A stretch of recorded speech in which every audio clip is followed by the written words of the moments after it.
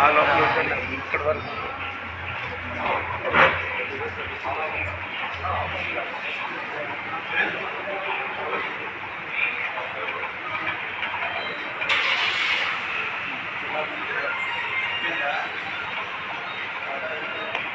Okay. Praise the lord.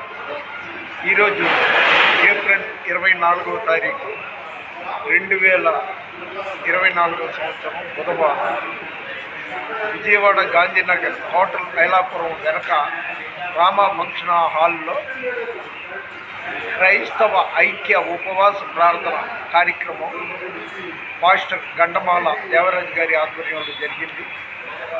దైవజనులు అల్లూరి విశ్వప్రసాద్ గారు, గేరా హనుక్ గారు, ఇంకా సత్యం గారు, అనేక మంది సేవకులు పాల్గొన్నారు. నా అదృష్టం కొద్దీ నేను కూడా కన్నీటి ప్రార్థన చేసే అవకాశం వచ్చింది. ఇదేంటంటే మన దేశం కోసం మ్యాటర్ ఏంటంటే క్రైస్తవ ఐక్య ఉపవాస ప్రార్థన. ఇది మళ్ళీ మే 1వ తారీఖు ఆమోస్ ప్రార్థనా మందిరంలో జరుగుతుంది. 19వ తారీఖు గుణదలలో జరుగుతుంది, గుణదల బిషప్ గ్రాసి హై స్కూల్ గ్రౌండ్లో. కాబట్టి మీరు వింటున్న మీరు, చూస్తున్న మీరు ప్రతి ఒక్కరూ ఈ ప్రార్థనని మనం, ఎందుకంటే స్తుతి స్థితిని, ప్రార్థన పరిస్థితిని మారుస్తుంది. కాబట్టి ప్రార్థనలో మన దేశంలో ఉన్న క్రైస్తవ వ్యతిరేకులు, మతోన్మాదులు వాళ్ళు మార్చబడాలనేసి మీ ప్రార్థనలో జ్ఞాపకం చేసుకోండి.